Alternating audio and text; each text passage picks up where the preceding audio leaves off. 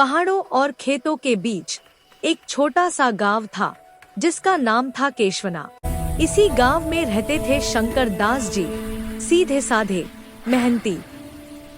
उनकी पत्नी कमला देवी, जिनके लिए उनका परिवार ही उनकी पूरी दुनिया था। उनके 5 बच्चे, 4 बेटियां और 1 बेटा, और उनका घर हमेशा हंसी से भरा। एक दिन शंकर दास जी और उनकी 2 बेटियां इस दुनिया को छोड़कर चले गए। अब इस घर में सिर्फ कमला, 2 बेटियां और 1 बेटा हाय रह गए थे। अन 3 बच्चों के नाम थे रामेश्वर, उमा और ममता। ये कहानी तीनों की है, पर सबसे ज्यादा ये कहानी है ममता की। ममता एक प्यारी सी, मासूम सी लड़की, लेकिन एक दिन उसकी शादी फिक्स कर दी गई और उस दिन ममता के चेहरे से मुस्कान हमेशा के लिए चली गई। एक दिन ममता की फ्रेंड्स ने कहा, तेरा पति बहुत काला है। ये सुनकर ममता रो पड़ी, उसका दिल टूट गया। सिर्फ 14 साल की उम्र में उसकी शादी फिक्स कर दी गई। और फिर आ गई तारीख 27 अप्रैल। वो चाहकर भी कुछ नहीं कर सकी और माँ बाप की बात मान ली। भारी दिल के साथ ममता मंडप की तरफ चल पड़ी और जब उसने उससे देखा, उसका दार सच हो गया। और देखते ही देखते शादी हो गई। ममता के पति का नाम था सुरेश और ममता पहुंच गई अपने सरत, जहां उसकी असली जिंदगी शुरू हुई।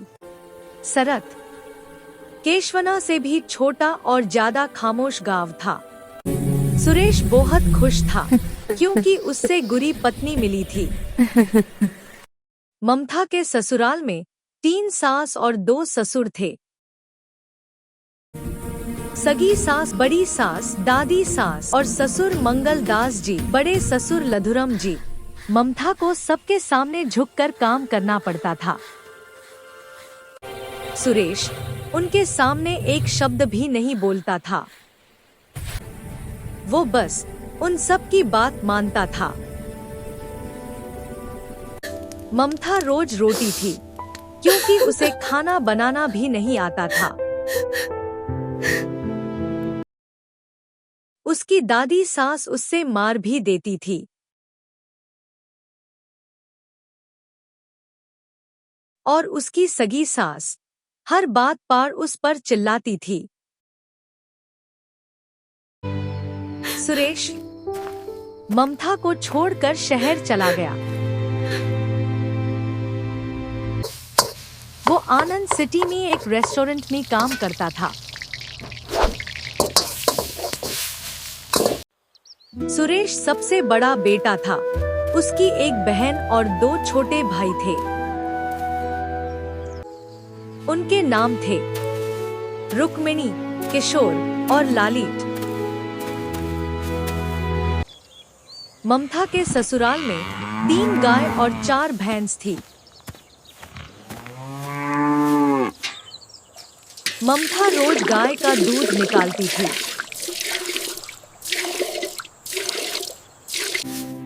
और गोबर भी उठाती थी।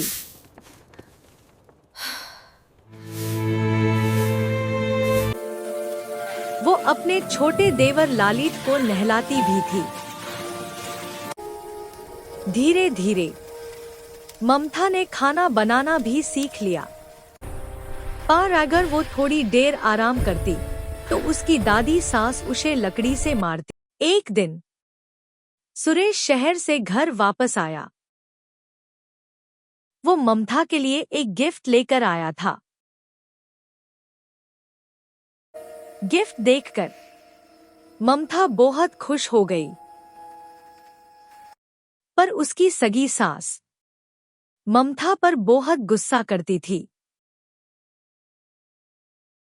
इसलिए सुरेश छुपकर ममता को गिफ्ट देता था।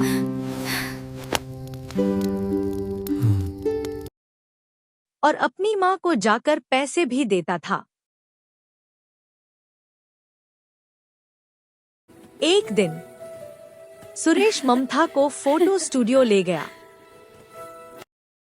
तब लालित पीछे से भागते हुए बोला, मैं भी आऊंगा। सुरेश, ममता और लालित तीनों ने फोटो खींचवाया। फिर रुक्मिणी भी आ गई फोटो खिंचवाने। सुरेश, ममता और रुक्मिणी तीनों ने एक साथ फोटो खींचवाया। घर आकर कुकी देवी सुरेश पर चिल्लाने लगी, तू बीवी का गुलाम बन गया है। सुरेश ने कुछ नहीं कहा और चुपचाप बाहर चला गया। और ममता चुपचाप बर्तन धो रही थी। एक रात सुरेश और ममता छत पर सो रहे थे। तब ममता के ससुर मंगलदास छत पर आए। उन्होंने ममता को गुस्से से देखा। उनके हाथ में कोड़िया था। वो कोड़िया ममता के पास बढ़ने लगे